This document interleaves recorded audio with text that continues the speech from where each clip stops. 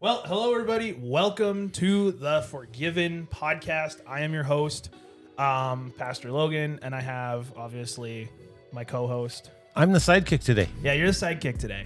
And today we have, I will say she's a good friend of mine. I work with her every week, and I truthfully, and I say this with all earnest, I don't know how I would survive youth if I did not have this person on the team, because she does a lot that I don't even know about. And so like it's amazing. And so today I have with us youth leader, Spotify artist, worship leader, just all around amazing person and longtime listener of the podcast. So like I think that's important. We have Alison Grey, and we're gonna just talk to her about university and just like being a Christian in that environment, because I think there are a lot of challenges that come up in that. And maybe I could be wrong. I'm here to be educated. So yeah, just tell us a little bit about yourself. Well, as he said, I'm Alison, and I'm in my first year of university at Brandon University studying mathematics and some other fun stuff. And I really like the color pink. I think that's important for all the listeners to know before we start talking, so they get an essence of who I am. And I serve here at Bethel as a youth leader, like Logan said, as a worship leader. And I just, we'll get into more about me, I guess, as we ask more questions. Well, but I was thinking about it when I was making this. I was like, there isn't a lot you don't do. You know? Like besides like kids ministry on a Sunday morning, there really isn't, and that's because you're often playing in a band. So it's like there really isn't anything you don't do around here. Well, that's very nice of you. So what is that now? What is it that you enjoy doing the most? And you do so many areas of service.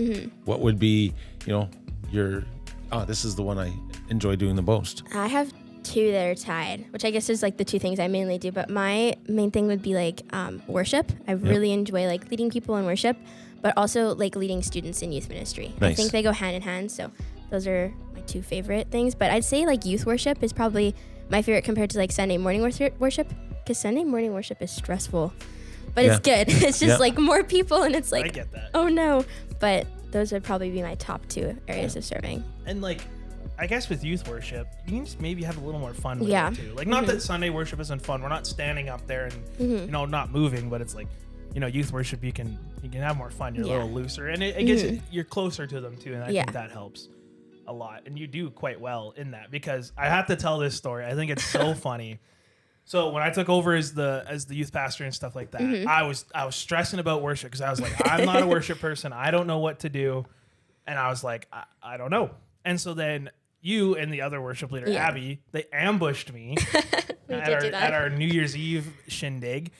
And you guys I have to think you were joking when you approached me, because you both were like deadpan, like serious. You were like, Logan, we need to talk to you. And I was like, holy cow, what have I done? I've been a youth pastor a week and people are already mad. And then we sit down, we have this awesome conversation. And like, we're going to do worship together. We got this, blah, blah, blah. And I was like, oh, okay, this is a good conversation. But it was like, I honestly have to think you were messing with me, because I was so scared. I was petrified. I was quaking in my shoes. No. Now I find I was youth pastor for 10 years. And the atmosphere doing youth ministry and doing adult ministry is totally different. I guess there's less expectation in youth. Like I don't know, it's a level of freedom, but there's the challenge with youth to kind of take the bull by the horns and challenge youth to do that. And in there is that the fact that youth want to go along with you, and so sometimes as parents and as adults, you're kind of sitting there with the arms crossed. Okay, so what's going to happen next? So anyways, I've always noticed that about youth as well. It's kind of the nice dynamic about youth in that they're hungry, genuinely hungry to enter in. Yes, for sure. And like, specifically like with Alison too, and just to encourage you a little bit too, you are so good at just talking to people. That's a real skill. People forget that like the ability to hold a conversation with somebody is like a real skill. And like you were really good at that. Like I don't see you shying away from talking to anybody. Like I've been told that by a lot of people, and I've always been kind of confused just because like I'm very outgoing. So for me, like talking to people was just like super like, why aren't you talking to people? Like they're standing right there. Go say hi. Go like see what like learn more about them. But I think as I've gotten older, it's definitely been like an asset in the areas that I do serve, because then it's like people are scared to approach like this new person, and I'm like, why don't we go like bring them into like our group and like invite them in and like go talk to them and get to know them, because that's like what church is all about, is a community. So I think it's important to talk and be able to listen. Yeah, A lot of it has to do with being able to listen, because when people will gravitate to someone who's hearing them as well, right? Yeah. And like, I'm gonna take a guess. You're extroverted, right? Like, yes, I'm 98% extroverted, 2% introverted, according to a survey I took like last week. Oh, okay. So like, yeah. Whereas like I'm very different in that way, and it's crazy. 70% of pastors are introverts, like across all of Canada. Okay. So it's like, but you wouldn't know that talking to us. So it's like Sunday morning, I get home and I like lock my door, and I will legit like turn I'll like lock my apartment door. Not that I need to anyway, but it's like, and I'll literally close my blinds and I'd mute my phone, and I'm like, don't talk to me. I'm like, don't talk to me. Peopled out. You're just I'm done for the day. Don't talk to me. So it's like, but that's why like being a youth pastor and having a good leadership team is so important. And that's why you fit in so well, is because it's like, I'll go out of my way to talk to people, but it's like, you're obviously going to be way better at it than I am. And that's a good thing, right? And that's why I'm telling you that, I'm encouraging you, because it's like, it's good. And so for those listening, just, quick little plug, like if you're listening and you think you don't have something to offer to your ministry or whatever, you do. Because reality is your pastor, whoever's in charge, can't do everything. Yeah. So it's like, you might be filling a need that they didn't even know they had until you step up. Yeah. So just a call for that, like everybody listening.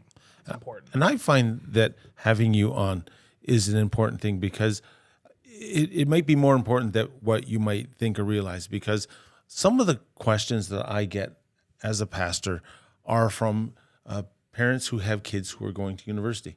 And a lot of them are very much scared. They're not too sure. And they've heard lots of stories about, well, when what happened is my kids, once they went into university, they were challenged so much that it changed the dynamics of their faith. And so parents are very much concerned about university students. And I would imagine that if there were a number of parents who were here, they would ask you a whole bunch of questions, how to maintain faith in a secular university setting.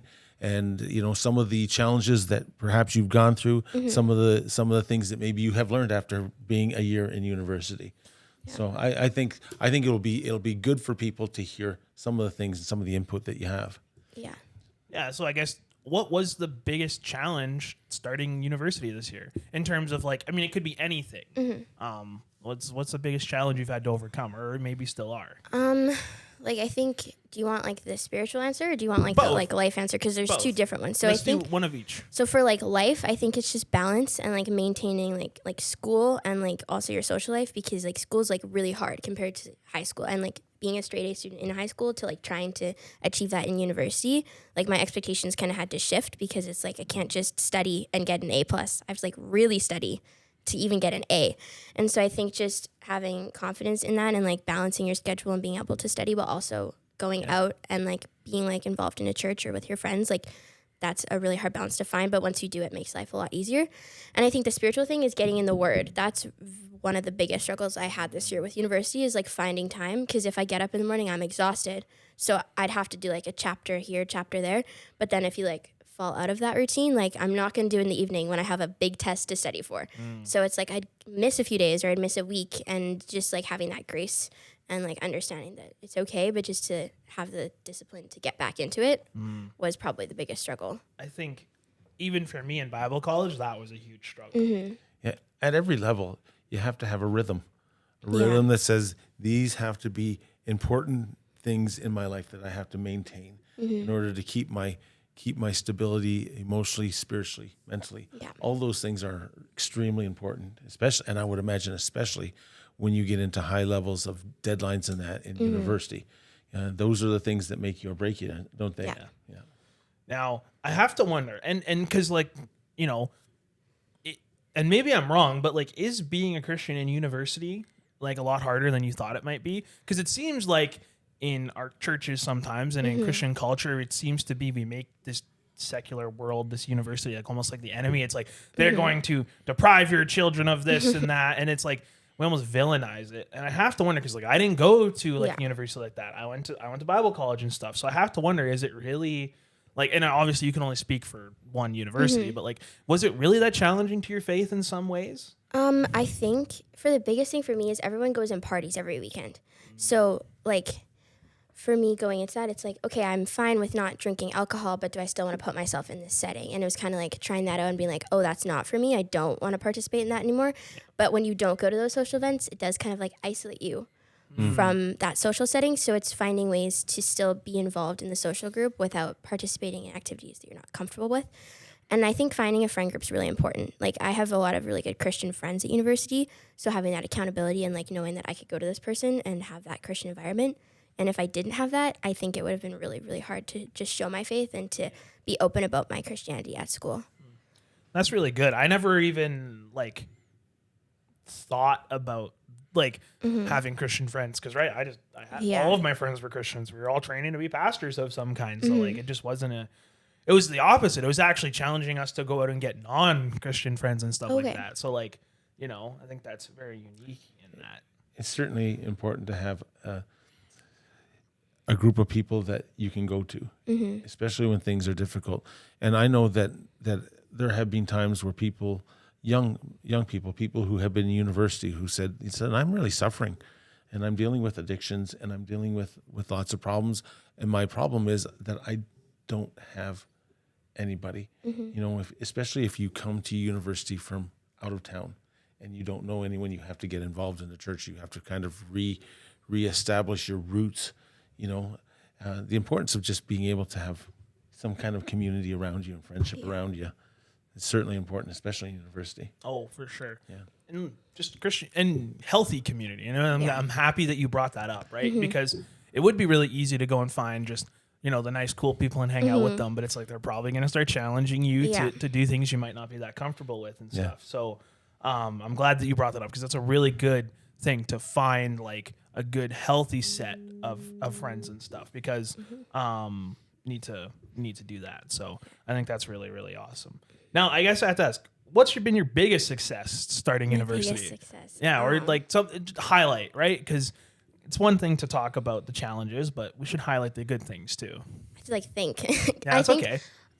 For me, it was like the second semester Calculus 2 course was really hard. And like, not that the other courses didn't challenge me, but computer science was really hard. But since I like really didn't care about the course, I was like, okay, whatever happens. I just need this for my degree. But calc is like a part of my main degree. So it was really hard to like see not achieve the grades. So then when I achieved the final grade with like an A, I was like, yes, it paid off. And it's like little successes like that. And it's like, even if you don't do great, I find it hard to not find my identity in grades sometimes. So having that grace with myself, but seeing that A was like, yes, finally it worked. It's like a little mini success. That's awesome though, because it's hard to not find your value in your grades because you're every day. That's what your whole life is based around, is trying to pass and achieve like a really good grade. So like the fact that you recognize that in yourself is already like one step ahead of a lot of people. And like, when I was in Bible college, I went to a pretty easy Bible college, I'll say. Like Horizon, amazing, loved it. But I could just redo my work. So like it creates a different level of like value that you put on your grade. Like it doesn't almost mean as much. And so like they mark on rubrics, so you have to meet certain requirements, and they had what's called an E, which is like exceeding. That's the highest you could get. And at the end of the thing, they take all your M's and E's and they average it out, and that's what your final grade is. And I wanted to pass one course with an E. Like I was like, I want one, because like I want to exceed at one thing. And it didn't come until like my fourth year that I finally exceeded. Lunch? No, not much. I finally exceeded a theology course of all things too, which was like Doctrine of God, which is like a really hard course, but I did really well in it, and I got an E on it, and so like I can understand like that idea of like kind of like working really, really hard and like achieving something, because like it's important, and like so I'm glad that you got that, because like you work hard and it's good, and that's a really good success, because it just shows hard work pays off. I have another little success that I could share is so I take voice lessons as part of my like vocal minor, and so I had to learn this like German song that's like classical, and it was so hard and impossible, and I sang it at my final like jury like a couple weeks ago, and I didn't forget the words. Nice. So that was another thing I was like, yes, because it's like the small wins I find in university, and so this was all German. it was like the whole piece was in German. And I'm like, how do I even say this word? So I'm pretty sure I asked Michael Gohl a couple times. I was like, Michael, what is this word? Yep. Well, in like choir, I took choir in elementary school and like in grade 9. And I had to sing in Mandarin. Okay. I had to sing in an African language. I had to sing in French. And like a Middle Eastern language, like Lebanese or something. Okay. I had to sing in 4 different languages in choir. It was terrifying. That'd be brutal. It was like, and all like it wasn't like, oh, one semester you're singing. It was all 4 at once because we were doing like this giant Canada Day celebration. So we were singing in different languages. And then I got to sing with the Winnipeg Symphony Orchestra though twice. That's awesome. That was really cool. I got to sit in the pit, which was really cool. So now, when you're singing in another language, there's the aspect of singing is the emotion with which you sing. And if you don't have the words, you don't know what the words mean. It's hard to sing with the emotion.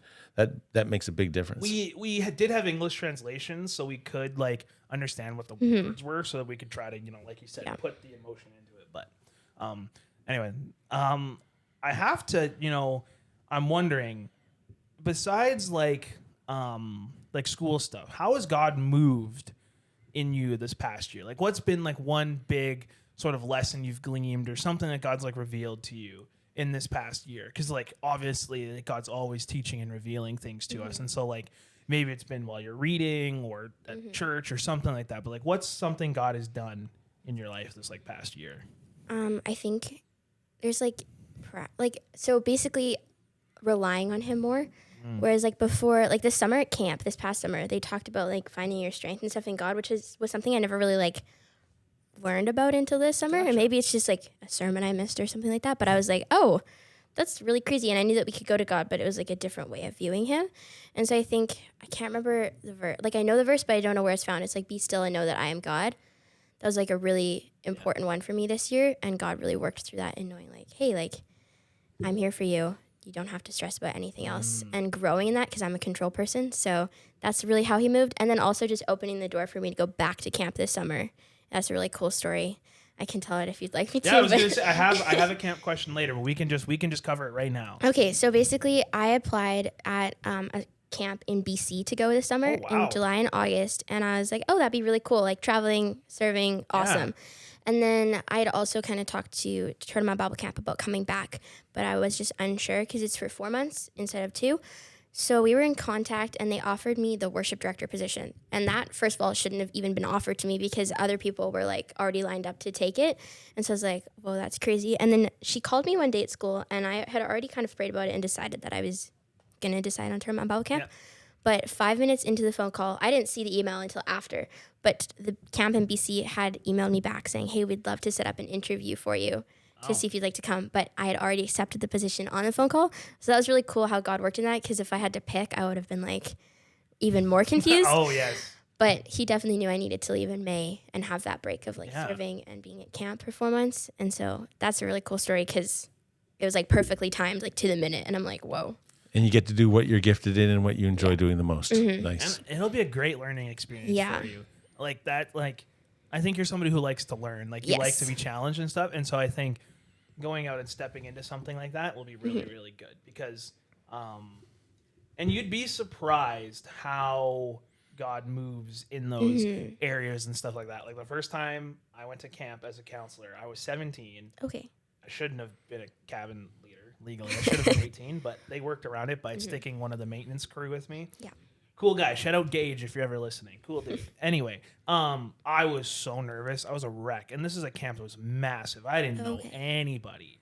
But I just got a phone call from a friend of mine who was there and prayed about it. And I went, and it was like, I have the exact same story of like going to my already like full-time job, talking to my boss, being like, hey, I want to take a week off. Yeah. Like, I was like, I went to him on a Wednesday and I was going to leave on a Sunday to have the whole week next week off. And I was a supervisor. Like, he didn't really, and I was like, yeah, I want this week off. He's like, why? And I was like, well, you're going to think I'm crazy, but I prayed about it and I want to go at camp. And he's not a Christian, but he's like, yeah, you can go. Okay. And I was like, that's awesome. What? I was so mind blown that he said yes. And I was like, am I going to have a job when I come back? He's like, yeah. I was like, oh, okay, well, thank you. And then I come back, I work for like a week.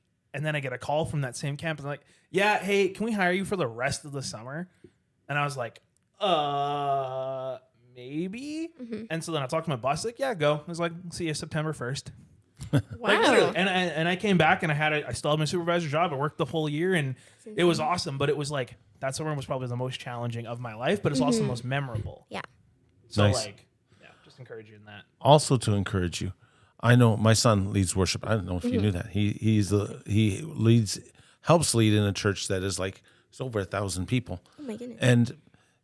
And he was my worship leader at the smaller church and really developed there. But all of a sudden, when he went into the new environment, there was something about the fact that you got to work with different people and there was challenges that he had to overcome that made him a better worship leader. And so every once in a while, I'll get a chance to listen to him online and I marvel at the fact, boy, he has grown in leaps and bounds.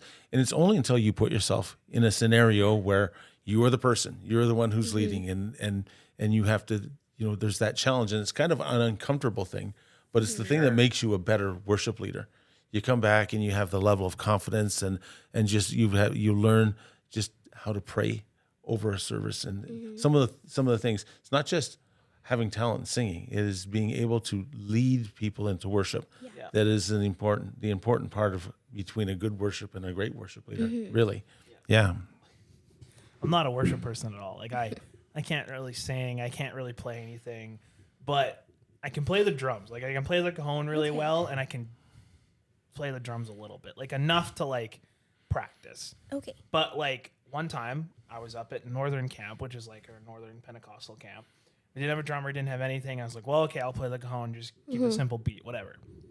And I'm playing with my best friend, Victoria, and she's like leading and Spirit's moving. And her and I are still like, we're exhausted. This is the last night at camp. Like it'd been raining all week, like just dreary. And then all of a sudden it's like a 40-degree day and we're sweltering in this dirt floor chapel and stuff like that. It was awesome. But it's like, I remember just playing like for like 4 hours. Like we were up there for 4 hours playing. Like I had like she had blisters on her hands from playing the guitar and everything like that. Like my hands were like, I couldn't move them after I like was done hitting the cajon because they were so used to just being in that like pattern and stuff. But I wouldn't take it back. I wouldn't change that about it for the world because like, God was moving and stuff like that. I just remember there's this woman, awesome. She was prone to having like seizures, and so like she kind of has a seizure in the middle of this worship set, but it's like nobody's paying attention because everybody's eyes are closed, hands raised, and we can see it happening, and we're like trying to like subtly point to our boss to be like over there, like going like hands raised. He's got the biggest smile on his face, just doesn't hear a word. All of a sudden, the girl's husband, finally realized, and she's okay, everything was fine. But it's just like sitting there like, how do you handle that? Like it's like, and it's something you would never think about. But it's like, I'm not saying you're going to have any, I hope nobody has a seizure on you or anything this summer. But it's just like, God will move and teach you in the most unexpected ways. Yeah, I know last summer, the worship director, we were co-cabineting this week, and one of her kids just started crying in the middle of the worship set, but nobody could like, it was like silent tears. And she was like looking at me and looking at this kid and then like trying to motion. I'm like, what do you want from me? I'm like trying to worship. And so I think things like that could happen, but it's like, how do you handle a situation when you're up there and you can't like go, but you need to like go. Yeah. Yep. And I think God will really like, really work in you in that. And so I think that's awesome. So I have to ask, if you could go back to your first year self as you are right now and tell you something, what would you tell yourself? Apply yourself more. Like that. Or like friends are important, but like also instead of leaving things to the last minute and stressing yourself out, like do the work at the beginning, but also be easier on yourself all at the same time, if that makes any sense. No, it does. It really does. I totally understand what you're saying. So that would be the advice you would say to someone who comes up and says, I'm going to university. Yeah. And we have a number of people in the church who are graduating. Yeah. And so I would imagine that this would be important for those people. Yeah. So I'm going, what is it that I need to learn? Where can I learn from your mistakes? That would be the one thing that you'd say. So like, I'd say just like pay attention in class, because like in the beginning you're like, whoa, this is so cool, there's so many people, and like you want to chat with your friends, but just like listening in class, writing down the work, and then keeping on top of it instead of like, because in high school you can kind of let it pile up a little bit and then do it, but in university you cannot do that. So I think just being on task, but also finding that balance, and it's hard. That's like the hardest part of your first year is the balancing part. But once you get it, you're Man, where was this podcast when I started Bible college? Me and my buddies are sitting in the back row of class playing RuneScape together. So it's like, not recommending. Do not do that. Don't do that. Not at all. Because it's like, not only are you disrupting yourself, you are most likely distracting other people around you. Yeah. But it's like I know that as I knew you were going to be on the podcast, there were 2 questions. That was the one. Okay. What would I say? What would I say to somebody who is entering into university environment, and what would be the thing that you would say, the advice that you would give to them? The other is this, and I'm not too sure if everyone who is listening knows that you have your family is. I'm not too sure. Is your dad still in ministry, or was he was a worship director at McDermott Drive for a really long time, and now he just is leading a worship team there. Yeah, but you come from a family that has been quite involved in ministry, and where your dad was the worship pastor, basically. Yeah. And so you have I'm assuming, really close-knit family situation. And I would imagine that there are a lot of parents who are sending their kids to university, and they're saying, so how can I be the best parent? Yeah, the best parent, and how can I help them the most without being so overbearing that they don't want to talk to me anymore? I would imagine that it takes a family, and I would imagine, I remember my first year, I was extremely lonely. My first, I had to go from a place I was uprooted and started somewhere else, and there was loneliness, and I needed family. You know what I mean? In a time when our family wasn't super close, type of thing. What kind of advice could you give parents? Where did family really come in for you to help out? So I think my parents had a lot of grace with me not being home super early in the evening. Like if I stayed at the university to study, or if I just went out with some friends for that night just to get a break, they had a lot of grace, which was super awesome. And another thing is I call my mom almost every day, and she's a teacher. So just having her answer the phone, and even if it was a great day, even if it was a bad day, just being able to put that not on her, but just get it off of my chest, and she'd just listen and give me advice, which was super awesome. And then little texts from my parents, if you're a parent, just send your kid that you love them, because I know it sounds your kid might roll their eyes and be like, oh, I already knew my mom loved me. What the heck? But it's just little messages like that I would receive from my mom throughout the day, that she's proud of me, or that she loves me. It's those are the things that would kind of bring my day up. Even if it wasn't a horrible day, it would just move it up a little bit and make it better. And I love my mom for that. And then my dad just is funny all the time. He's more of a serious man when you meet him. He's not crazy outgoing, but with me and our family, he's he'll walk in my room and be like, Alison, how was computer science today? And I'll be like, Dad, it was computer science. What do you want from me? Or he'd be like, hey, let's go get some Frosties from Wendy's. I know it's been a hard week for you. Just really little things. And if your kid's far away, maybe e-transfer them $5 and be like, hey, go get yourself some ice cream, take a break. It's something so minimalistic and so small that it's it just makes such a difference in students' lives. So just the small things. Yeah. Just small things, small contributions, even if it's financially, but just there's so much pressure to actually realize that someone is thinking about you at this time. Exactly. That you're not alone in the world is an important thing. Just, I'm kind of saying that, reiterating that, because I know there's a lot of parents who are trying to think about how do I support my child without being overbearing? Yeah. Yeah. I could echo the same things. It's I traveled to go to college and stuff like that. And so luckily I went with some of my one of my best friends and stuff like that. So that was nice. But yeah, my mom would just call me. The first week I got a call from her every twice a day. Yeah. The first week. And eventually I was like, Mom, you don't have to call me every day. I was like, I love you and I appreciate you. But I was and now now that I'm home, but in college or stuff like that, there were seasons where I didn't call her enough or whatever, because you get busy and stuff. But it was always Logan, I love you. And you're right. It's just so looking back, that wasn't too much. No, not at all. It was great, because it was just the little things. It was honestly the little things, because that your mom, most kids know that their parents genuinely love them and care for them and stuff like that. I think that's inherent, but it's just sometimes just knowing that they still love you like a kid, I will admit it was the best. It was the best being able to go home during the summer and having, and this is going to sound bad, but let me finish. Having my mom wait on me a little bit was so nice, because it's I would go home and then I would start helping do this and that and whatever. And my mom would know that she just would randomly one day just do my laundry. And it's like,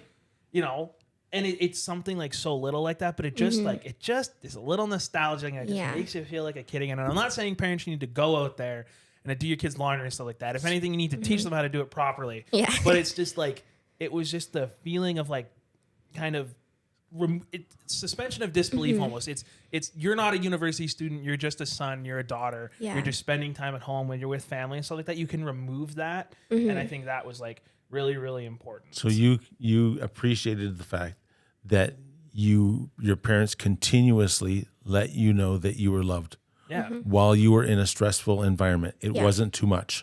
Sometimes I wouldn't respond to them. I would quickly look at it and be like, that's cool. And then I get back to work. And my mom got after me a little bit. She's like, how come you don't answer? And I was like, Mom, I see your message, but I'm like, I appreciate it and I will answer you when I can. And it took a little bit of back and forth on the communication for us to get on the same page. But yes, of course, I always appreciate it. I'm just saying this. I'm repeating this thing purposely. I know, I get it. There are parents who are petrified and their children are traveling a long distance and they're thinking, how do I do the best that I can? And what you're saying to me, and Alison, what you are saying is that it is not too much to continuously let them know that they are loved. That is a key element. A key element for parents who are trying to deal with their kids and they're praying for their kids and that, but there has to be that point where you just say, listen, I love you, I care for you, I'm rooting for you. Yes. I don't know what you're going through, whether you're stressed or not, but know that you're loved. Yeah, all the time. Two things, like even if like I call my mom because I'm a talker, like we established that I love chit chatting. So, but like even days like that I would be super busy, just seeing like the missed phone call from my mom would be like, oh, she thought about me, like she still cares. And I know some kids like may think that's like overbearing, but like at the end of the day, they're like my mom, my dad, they still care about me. And it's just those little things. And also the other main thing that like I feel like really separated my university experience from like almost every single one of my friends is my parents don't get on me for grades. As long as I'm trying, that's all they care about. It's like if I got like a D in every course compared to an A+, they are still proud of me. They don't care because I'm going, I'm trying, I'm applying myself. And so I think even if you're like, oh, my kids need to get A's, they need to have an honors degree, it's like the fact that your kid's going to university is already an accomplishment there in itself. And not having my parents in my ear like, oh, what did you get? Like, are you doing good? Like, you have to try harder. Just having them be like, hey, I'm proud of you. Like when I got like a C+ in comp sci, because that's what I got. I was like crying. My mom was like, Alison, you tried, you went. That's all that matters. And I love her for that because I've never had to stress about their opinions. It's all in my brain, that like overachieving part. But that not having that stress of them was a huge game changer compared to like seeing my other friends. They're like, if I don't get an A, my parents are going to like do this, this, and this. And I'm like, my mom's just going to be proud of me that I tried. I can echo that too. Like there was even points where like, I was kind of an unhealthy student. And so like, there were points where my mom was like, are you actually doing your work? Like, you know, like moms know everything. So it's like, she could tell when it was like, Logan, how are you doing? Like, are you actually like doing well? You know, she was like, are you actually applying yourself? You know, she's like, maybe you need to stop doing this. You know, it's like, just be a little active too in like you just be a little active in like your dad asking you how comp sci was. Like asking those questions are great. So it's like as a parent, you want to be a stress subtractor. Yes. Rather than the goal. Rather than a stress addition, because many times when you have, especially if you have high loads in high intelligence classes like you do, the stress level is probably 9. And if you're continually at a 9, that's tough. Last thing you need is a 9.5. What you want to do is bring your child to the 8.5 as opposed to the 9. I think that's kind of what I'm getting as you're talking about that. Now, my one last thing, and maybe this was just my family, I don't know. Don't also try to protect your student from things. So like what happened a lot of the time with my family was like nobody would tell me what was going on. So it was like, oh yeah, like, you know, you're you know, the dog died. And it's like, that's not the exact example, but it's something like that where it's like, oh, your grandpa's kind of sick. It's like, now I'm stressed out even more that I didn't know about that. But if you had just called me and told me, it's like, I want to know, like, you still want to feel a part of those things. So it's like, just also you got to find that balance of like maybe trying to like still loop, especially when you're traveling, just still loop them in to feel like they're part of like the family and stuff like that. Because I think a lot of parents probably are like, no, I'm not going to tell them right now. They're too stressed with school. I'll wait. And then they get home and then they're bombarded with, you know, all these things. And it's like, no, it's okay. Like we are like, I'm going to say they are adults to an extent. They can handle a lot more than you think they can. So it's like, you know, just give them a little bit of the benefit of the doubt too. There's just a little bit of a balance there. So. That's unsolicited parenting advice from a single guy. It's good. Like, you know. The single guy giving parenting advice. Is that what you are? You have like a bunch of youth children though. So that's like, true. You're also like a fake parent in some cases, I guess. Yes.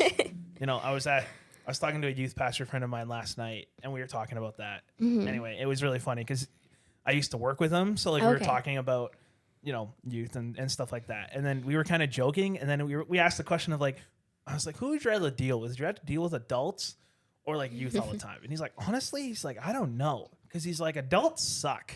And I was like, yes, we do sometimes. And we were totally joking. Yeah. But then he's like, yeah, but I don't know. Dealing with youth can be a problem too. And I was like, he's like, I feel like a dad, you know? And I was like, well, we are. Youth change. Yeah. Youth takes on challenge and they change. And whereas as adults, we are more prone to be at a point where we don't change. Yes. And that to me has always been the rewarding thing about youth. You're challenging people so that they will change and they are wanting to change. An adult, many times, if I'm talking to someone, they are already so set in their ways because their default has been in place for decades. Yeah. Right? Whereas youth, it's not. They're changing. That's why I've always enjoyed youth ministry and the challenge of youth ministry. Anyways. I guess how was the two questions go hand in hand. So I'm gonna brag about you just a little bit more. Oh, no. So you did get, and I got to sit on it, and I told you how awesome you did. Alison got to speak at like a local youth conference and stuff like that. With like your session had a lot of people in it, at least the one that I like sat in on and stuff. And so just to tell you did an amazing job. But I want to know, what was that like preparing for that? Because I have to imagine like it was a bit of a challenge, not only just time-wise, but just like it's a big ask and a big honor to be asked to do that. And so it's like kudos to you for doing such an amazing job. But like, what was that process like a little bit? And just kind of give us a little bit about what you talked about, because that leads into the next question of like, just give us one last little bit of like how you specifically transitioned well from high school to like university. So for that, preparing was like, it wasn't too bad because it was different than the stuff I was doing in school. It was like a PowerPoint. It was fun. I got to make it like pretty and like find like verses that backed up like what I wanted to talk about. And it was like a cool like breather from like my other work. Okay, that's good. And so I think the most stressful thing was like I had never done anything like it before. So I was like, what if I'm doing this wrong? What if I mess up? What if this is not what they want from me? But then I had to just have confidence that they asked me for a reason and that I just need to speak from the heart and my experiences. But the main thing on that slide was just like giving it to God. Like on all the slides across the board for all the transitions from high school to university to camp was like trusting God with the process. Because if you don't, you're going to crash and burn and everything bad's going to happen because he'll carry you through the hard situations, the good situations, and he'll be your like best friend in all those seasons of life. And just having expectations, but also if they don't match your expectations, it's okay. Because I had expectations of high school, I had expectations of university, and I have expectations of what it's going to be like when I go to camp. But also understanding that if it doesn't match those expectations, it's okay because it's new expectations. So I like that. Yeah. She did do an incredible job. And your slides were very pretty. Thanks. I really was like, I wanted to make them very pretty and like aesthetically pleasing. They were very nice to look at. They weren't distracting, which I think that's good. A lot of people do that. Yeah. Which is also why I like your slides. They're just simple, straight to the point. You can read it, done. Yes. Anyway, we don't need to talk about slides. But just so for people transitioning from high school and stuff like that, just give them one little.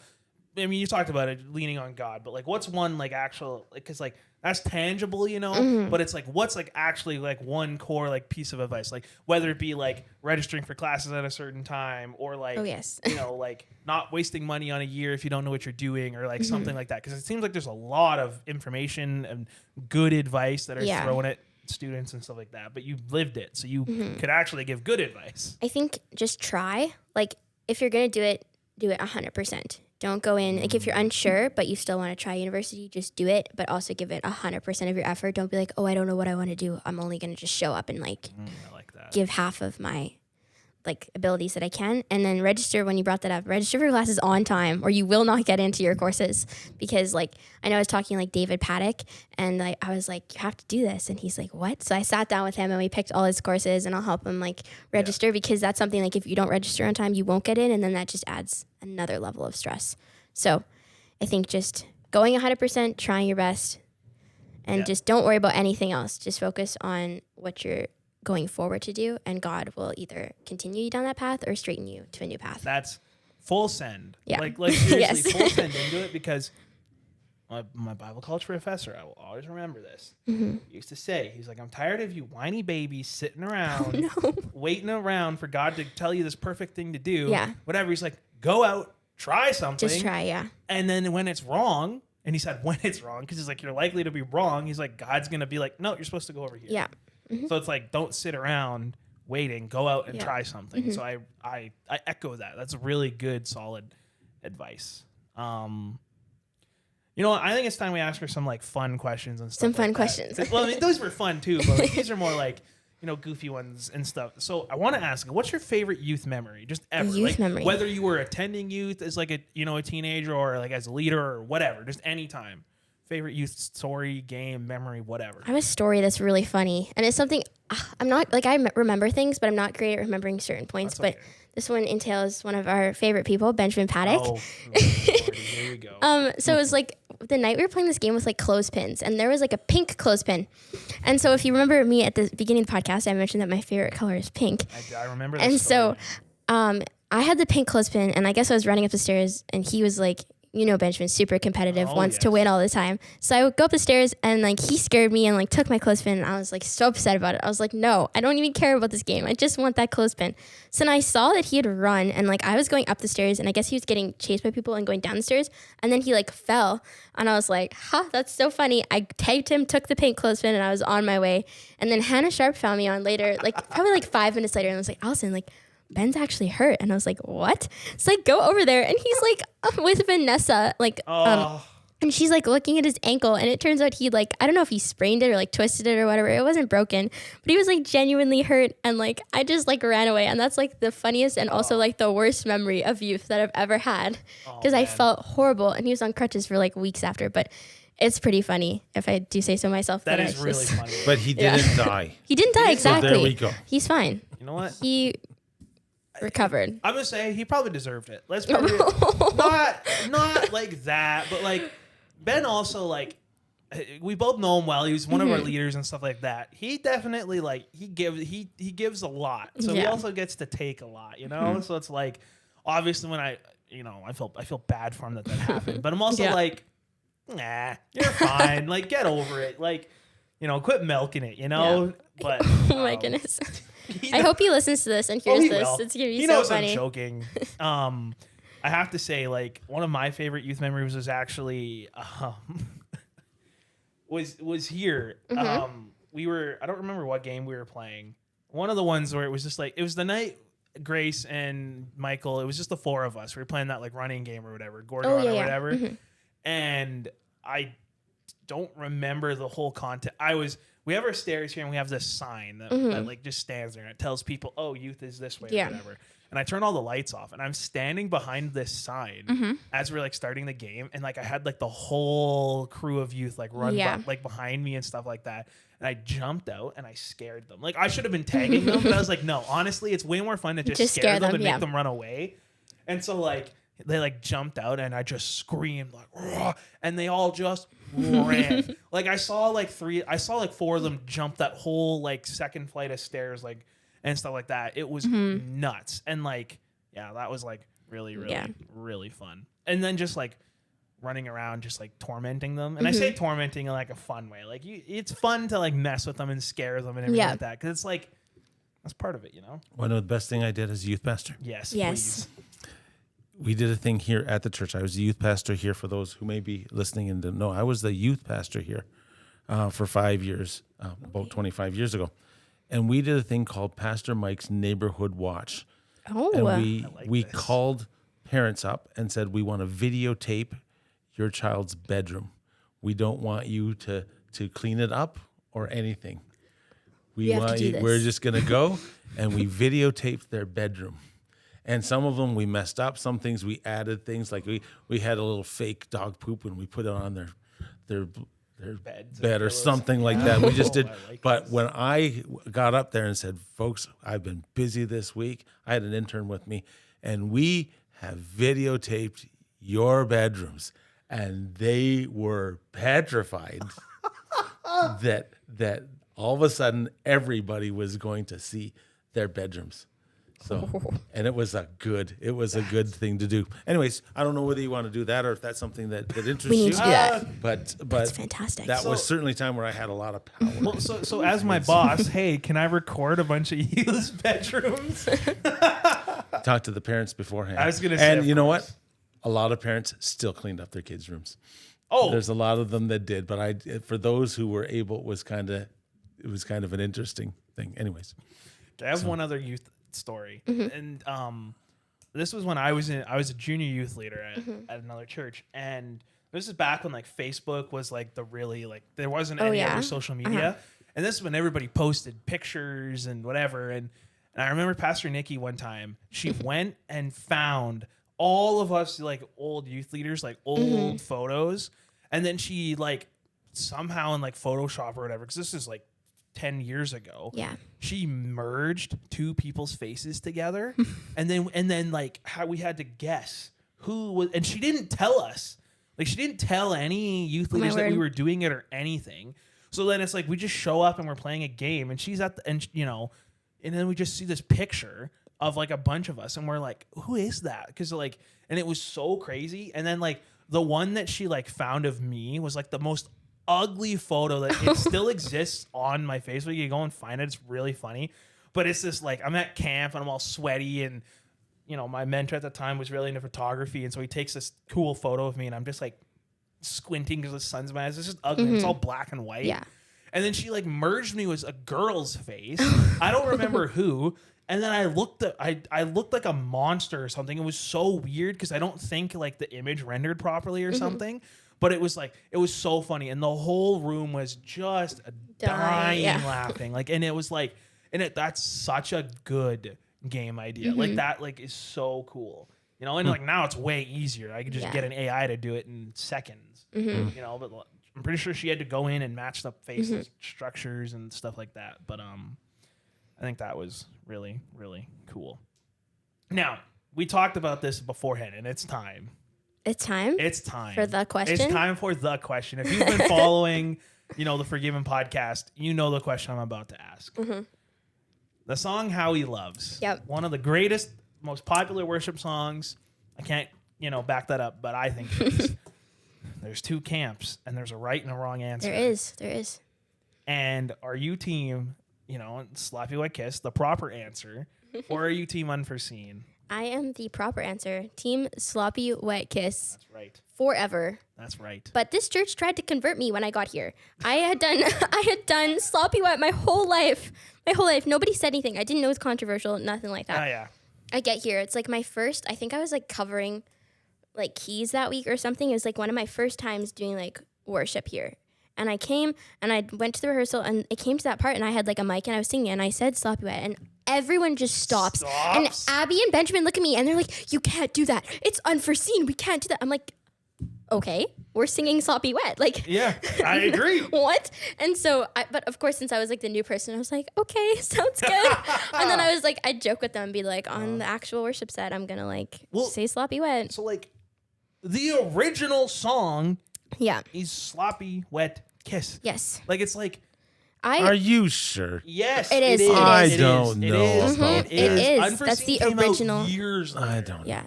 It did. It all depends on what goes through your mind when you think of a sloppy wet kiss. I've said this many times, and I'm going to keep saying it until the people understand. Yes, they need to understand. It's referring to a dog. It is this idea that if you've ever had a dog in your life, they don't have the same perception of time that well, humans. if I'm singing the song, how do I know it's supposed to be a dog?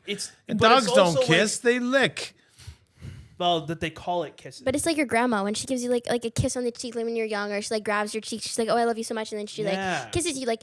But like unforeseen, that's like unconsensual. Yes. You're not like you don't know that it's coming. Like sloppy wet's like there's no you don't know the story up to that. They're just singing about a sloppy wet kiss, and it's just a detailed kiss. And there's nothing wrong with a kiss. So I don't understand why we can't sing about it because unforeseen just makes it so much worse. Yes, I completely agree. See, I don't think that when I say unforeseen kiss. I just think, they You're kissed me. surprised. Yeah, you see, They kissed me, and I'm surprised, and that's why. That's why is the right term to use at But that. God isn't surprising. He doesn't show up and just magically like kiss us. God and surprises stuff. us all the time. Yeah, but not like that. We know that He loves us. It's not. Oh, that's the whole joy about God. I guess.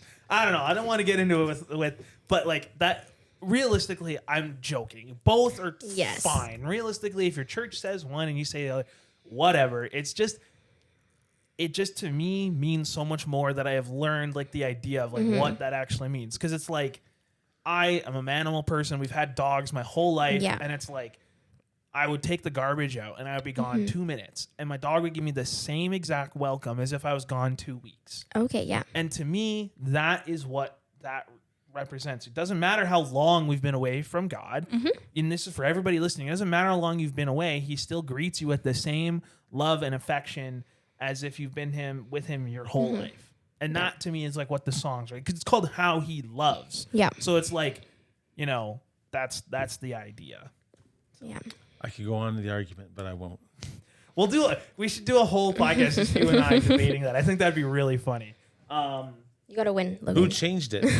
Was it the original author that changed it? No. Are you sure? Yes, You're just saying these things because you heard of it on the internet. I researched this once in Bible college because I wanted to make sure that I was correct in my thinking because I was on a search committee for a new dean of students. And Did you talk directly to the person who wrote the song? I read an article that he wrote. Oh, well then.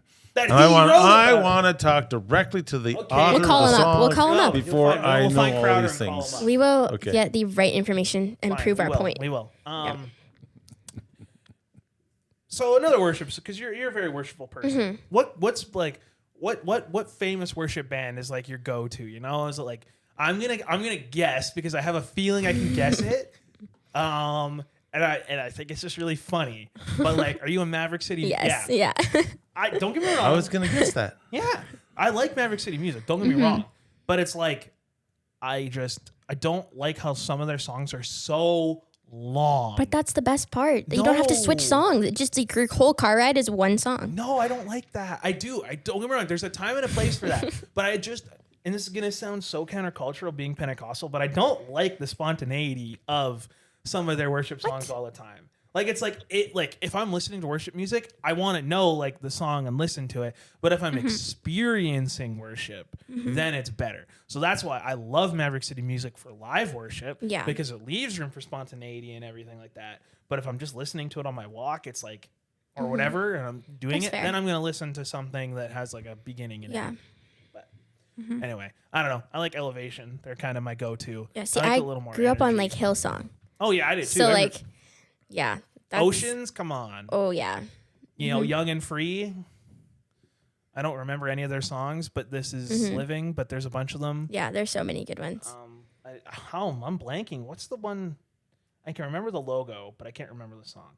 Anyway, I saw them live once at Cover Temple in Winnipeg. Okay. And the stage director had to come out and be like, "Yeah, you guys can't jump anymore because like." They're concerned like the building is shifting. That's how like hard we were jumping and stuff. Oh my word. They were in the basement and they were like seeing like the floor and stuff, and then we were like, oh, so that was really fun. Yeah. Killjoys. Yeah, how dare they? Yeah. They specifically said too, it's like especially you in the balcony. Oh no. Especially you in the curly hair. Okay. I bet. I'm sure they said that. Oh yeah, they called me out directly. Yeah, they knew your name and everything. Yeah. So. What's been like your go-to one song lately? Everybody has that one song that's on repeat, like just like a very like. I have like two right now, okay, and it's because like they're on our set list for like this upcoming like Friday worship. So like I try to like listen to them ahead of time. But it's like this song called "Simple Gospel." I don't know who it's by. I should look it up. But it's called "Simple Gospel," and it's just like it like when you listen to the words, it just talks about how simple the gospel is. Like it's kind of in the title. And I just like, I don't know, it's softer. I really like the beat and like the rhythms of it and just how it flows. And then the other one is My Redeemer Lives, because we're singing it. And I'm just like, if I need like a good hype up song on like my way to work or something, I'm like, that's on repeat. Like, and as someone who just got Spotify Premium, like 2 months ago, I was like determined not to have it because everyone I knew had it, and I was like, I'm not going to spend money on music when I could just like have it for free and like listen to a couple ads. But my life has definitely, Hannah Sharp told me my life would massively improve with it, and she was correct. Yes. It makes life so much easier. I can pick any song, press play, repeat it a million times, no ads. That's fair. Yeah. You want to break from the ads? Yes. That's cool because My Redeemer is such a good song. Mm-hmm. And like we talked about this at our staff meeting, but I was so sad our worship pastor didn't play that on Easter. Like, don't get me wrong. Oh yeah. Glenn did a fantastic job, but it's like, come on, that's like one of the Easter staples, you know? And it's like so fun and like high energy and everything like that. I love that. I don't know. I've had Holy Forever as just like the go-to. Like we're seeing that this Sunday, I'm pretty sure. I think I looked at the set list. It's like I just love that song. I love it. And then there's, if I'm looking for like a pump up song, because like Holy Forever is like slow and like methodical. That's the one that gets you in the feels, you know. If I'm looking for a pump up song, I've talked about it lots on the podcast. It's called Army of the Lord. It's awesome. It's like so cool. It's like, you know, it's the drummer and singer from Skillet leading worship, and it's so cool. You got this like girl with like purple hair, and then she's like just like got this like cool like rock voice, and she's like worshiping stuff. It's so I don't know, Pastor Mike, do you have like a I can't remember the title of it. That's why, as you guys are talking, I'm thinking he's going to ask me, and I can't remember the title of it. What does that say about me? Really? I don't know. You probably listen to a lot of worship. By the time, I do. But by the time the podcast is over, I'm going to shout it out. That's fine. I'll put it in the comments. There you go. Yeah, if you tell me when it's done. I just have to ask. This is probably one of the last questions. Okay. You know, when are we doing the roast of Ben? Oh. When are we doing that? Because like, I think it's actually like a really funny idea. We also, quick plug, if anyone listening is interested in joining a Roasting Benjamin committee, we're getting a group together to, I know Michael Gole's on board. Oh yeah, of course. Logan Priest, David Paddock. I'll be there. They're all ready. So if you're interested. Hannah will have to. Hannah Sharp has to come. Tahila? Oh yeah, the whole group. No, we got to wrangle her in though. But if you don't know those people, that's okay. But if you're somebody that wants to be part of that, definitely let us know. And just to clarify, we're doing this in love. It's not like Ben is like one of the most like trusted like leaders and people around here. He's loved and cared for. He's one of my youth leaders. He's incredible. And he would take it in loving stride. Like we wouldn't do it to anybody else but him, because he'll sit up there and just laugh. Yeah. And here's the thing, he'll do it back. Yeah, he will. Like that's the cool thing about it. So it's like, I half wonder like when he gets back, we could do it as like a youth fundraiser or something. A youth fundraiser? That'd be pretty funny. Oh my goodness. We might release that on YouTube or something like that. We'll do like a live stream of the roast of Benjamin Paddock or something like that. I say that I'm half joking, but I'm actually kind of serious too, because it's like I think he would really enjoy it. Truthfully, I actually think he would. He'd enjoy being roasted for like hours on end. Would you have a meal with it? Yeah, maybe. We could have like a roast beef dinner. Ooh, because it's like a roast. Yeah, I like that. We just roast it. Yeah, I like that. I don't know. Yeah. Some we're workshopping still. We're workshopping it live. But, you know, forgiven listeners, keep an eye out for that. Because, like, you know, absolutely. Ben was actually on, dude. So you guys have probably heard him talk, you know? And he talked about serving a lot and stuff. And that was like he's the one, for those of you who are listening who don't know who he is, he's the one who slept in the shower. Oh, yeah. At camp and stuff. So we can, that's a really funny story. Go back and listen to it. That's Why Do You Serve Part 2. I got to give that a quick plug. Well, thank you so much, Alison, for coming on. This was actually like really fun. And I think really informative, actually. I think we were able to talk a lot about good steps for like university and stuff like that. And even just everything that we talked about in terms of like university is actually applicable to just life in general. Yeah, 100%. You know? Yeah. And I think that's really important. So if you're listening to this and you're not a university student, take what we can just apply it to your life, right? You know, whether it's starting a new job, full send, do it at 110%. Actually give it your all. You know, take time, get a good rhythm, you know, apply yourself. All of those things are really, really important. And so, and I've always found that when we have the podcast, we are surprised by the people who are listening and how they are impacted. Yeah. And I'm always aware of the fact that some people might be listening and are at a point where they may want to be asking some questions or wanting to know a little bit more. And for those who are listening, who are in that stage, we do have an email that you subscribe to, and that is forgiven@bethelbrandon.ca. Yeah. So we want to try and be able to serve the best way we can to anyone who is here, whatever age you are at. We want to try and do whatever we can to help you to grow in your faith. Yeah. That's that. Thank you guys for listening. This will be on YouTube and stuff, so make sure you subscribe to the YouTube channel and everything. Hit the share button on Spotify, everything like that. That sounds so corny, and I hate sounding like one of those typical like YouTubers and stuff like that. But it's like, really, just hit the share button. Like, even if you don't subscribe, just share the episode around. Yeah. Like, realistically, the numbers don't mean a whole lot to us. We care more about just more people listening. So hit the share button, share it around, especially you, Allison, now that you're a guest on it and everything like that. I'll put it on all you the social plug media. It. Yeah, you got to plug it in everything Yeah. like that. I'll do it too. I'll even share it on the youth one, so it's like, that's really good. So anyway, thank you for listening, everybody. Thanks, everyone. This was a great episode. You know what? Allison, why don't you send us out? Any last words? Anything you want to say? Any last words? Any last words? Jesus loves you. Amen. That's Amen. Yeah. Okay. Thanks for listening, everybody. Thanks.